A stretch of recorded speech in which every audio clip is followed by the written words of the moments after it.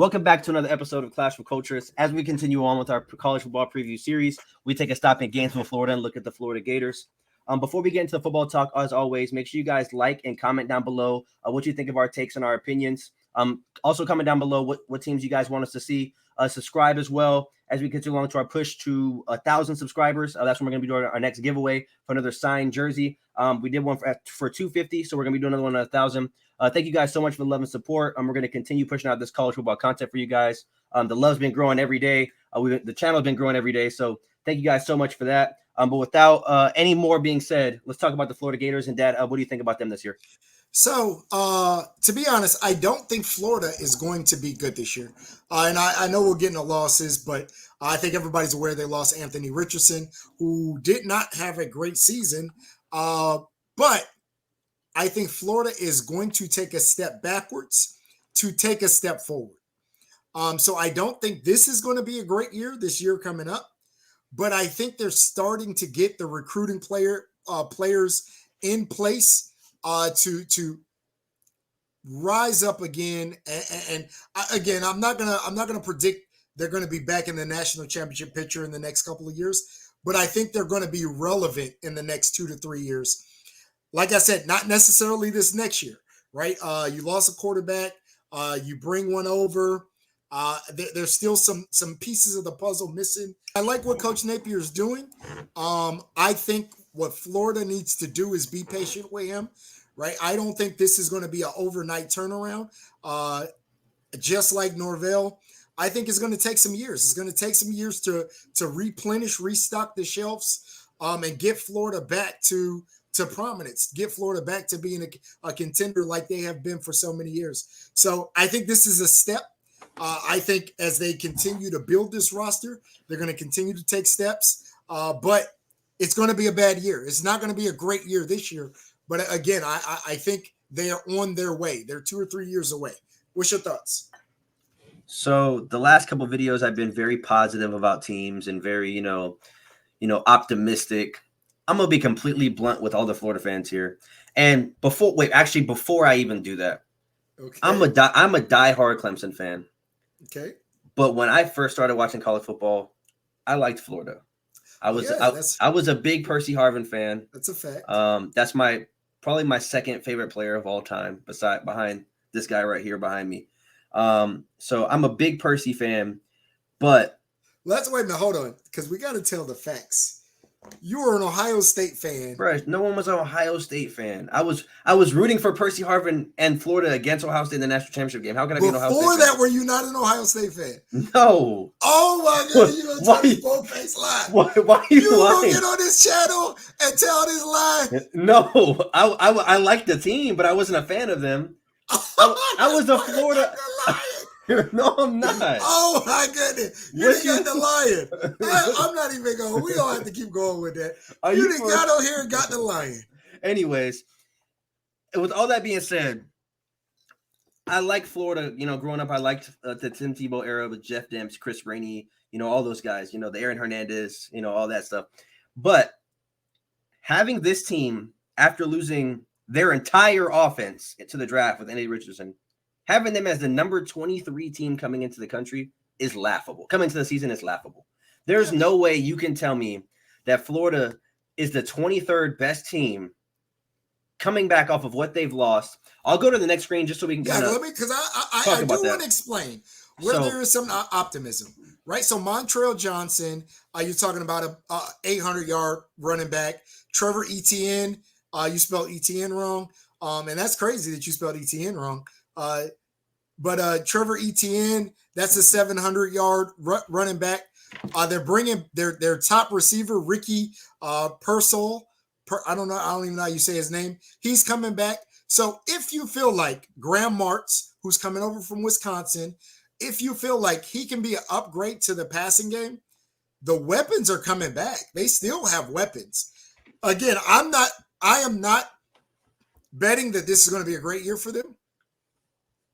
But I can see, if you were a Florida fan, where you may have a smidgen of optimism. And that's all I'm saying. Okay, so in the comment section below, Florida fans that stumble across this video, and I don't take this video and make an overall consensus or opinion about me because I'm saying that the team's not going to be good this year. So the reason why I'm saying that is they lost Anthony Richardson to the draft, Jervin Dexter. They lost their best offensive lineman in Osiris Torrance. They lost a bunch of players in the transfer portal. You bring back Montreal Johnson and Etienne, like you said. They combined for, I believe, 1,600 yards or 1,500 yards, 16 touchdowns. So that's going to be they're a good running back duo. That's not what I'm saying. They're a great running back duo. You bring over some key pieces in the transfer. I almost said free agency. In the transfer portal, you bring some quality offensive linemen, 3 starting caliber offensive linemen. I think the offensive line is going to be good. The recruiting class was outstanding. I think you hit the nail right on the head when we first started, when you said they're kind of retooling or rebuilding. I would agree with that. So now I wouldn't be surprised if a Florida fan told me by next year or the year after that, they're going to be in conversations to win the SEC. I wouldn't argue that because I think the way they're recruiting 16 4-stars, 5 3-stars, having a top 12 class. Yes, you're right behind LSU, Alabama, and Georgia, but you have a top 4 class in your conference, a top 12 class out of 130 teams. I'm not going to argue with you and say that you wouldn't be a playoff contender in the next couple of years. That's not my argument. What I'm saying is Graham Mertz is a serviceable quarterback, but when you're playing in the SEC and you lost, I mean, let's just be honest here. Anthony Richardson was their entire offense.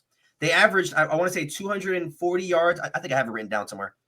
They averaged 223 yards passing and 200 yards rushing. All the passing yards came from Anthony Richardson, and damn near half the rushing yards came from him as well. So it's like you're losing almost all of your offensive production outside of Johnson and ETN. Can Graham Mertz just be plug and play and still produce, and not even produce the level of 10-2 or 11-1? I just mean, can they be competitive week in and week out with all the young talent? So I got to talk about some of the things that I think Graham Mertz can do. Now, I don't think he's going to Anthony Richardson almost gave you 700 yards rushing. I don't think Graham Mertz is going to do that. But do I think he can get you 2,500 yards? Do I think he's going to have a completion percentage better than 53, 54%? Do I think he can throw better than 17 touchdowns? Yeah, I think he can do those things. Again, I think there are things that he does better than Anthony Richardson. And just being honest, there are things that Anthony Richardson does better than him. This is going to be a different offense. It's not going to be Anthony Richardson run around and you have to do it all by yourself. Mertz is going to have to get the ball into playmakers' hands, and they're going to have to rely on these running backs. These running backs are going to be, if they have success, and again, you'll see my prediction on the next slide. I am not suspecting that Florida is going to have a great season, but I am saying if they do, it is going to be because of Montreal Johnson and Trevor Etienne. And also, we're going to go to the next slide in a second. Again, Florida fans that are coming into this video, when I say I don't think they're going to be good, I'm holding them to Florida standards. I'm not holding them to Vanderbilt standards. So when I say they're not going to be good, I don't think they're going to be 1-11 or 2-10. I just don't think they're going to be 10-2 or 11-1 of what that we've come to accustomed to knowing from them. But with that being said, moving on to the next slide. Hey, you got them doing better than me. I'll kind of give my prediction on this first. So I have the floor at 4-8 and the ceiling at 9-3. This is some Clemson homerism right here. No, let me get to it. So listen, hold on. I have let me explain. So I think they lose to Utah. At Utah, I think that's a loss. I think they lose to Tennessee. I think they lose to South Carolina and Georgia and LSU. So we have all the same losses, but I think Florida beats Florida State in the final game of the year. And let me explain why. The reason why I think they beat them is, one, it's a home game. And two, I think they're going to lean heavily on the 2 running backs. And I think by that point, you're going to have enough continuity to compete in an in-state game. They play them every year. It should be competitive. Now, I'm not saying I think they're going to beat Georgia or LSU, but I think with a team like Florida State, after you played the entire year, now obviously barring any injuries or anything crazy happening or, something like that. Now, obviously, for whatever reason, if Florida State's quarterback stops playing halfway through the year, then I would bet that Florida would win that game, just like Florida State might lose a couple other games. But I'm saying as constructed right now, I think by that point, Florida has a chance to win that game. And it's just based off of a rivalry. Now, let's say that they were playing Notre Dame in that game. I wouldn't pick them to beat Notre Dame because they don't play them every year. It's not an in-state rivalry. But for example, I think South Carolina can beat Clemson in the final game, just like they did last year. So you're just saying based on the fact that, like, it's like the old Auburn and Alabama. Exactly. No matter how bad. Yeah, okay. Exactly. So I think it could be a close game. I think Florida State is way too talented for Florida. Again, and yeah, we have same games picked. I don't think they can beat Florida State. I think Florida State may be one of the better teams that they play this year, and one of the games I feel the best about. Again, you're right. Rivalries, strange things happen. I think it'll be a closer game than the talent would suggest, but I think Florida State's going to win. Yeah, I mean, I wouldn't be surprised if. I mean, I would probably be very surprised if they went 9-3 or 4-8. And then, I mean, obviously that's the ceiling and the floor. I think 7-3 or 6-6 sounds about right. 6-6 sounds about right. But I don't know. I just think that rivalry game is going to come down to being at home, being in the swamp, and it's really going to come down to who wants it more during that on that day. And I think either team can win. I don't feel comfortable saying that they can beat any other team, especially not against Utah, LSU, or South Carolina, with it being away games. And I think Tennessee is going to be way too closer for them. But I think of the top tier or top echelon teams they play, I think Florida State, they could get them at home. Yeah, so I will say in my 8-4 ceiling, I do not see them beating Utah, Tennessee. I'm sorry, Tennessee, Georgia, LSU, or Florida State. Those are the games that I don't see them winning with the talent that they have this year. I think they could get Utah. They could get South Carolina. Those 4 games I feel pretty confident about.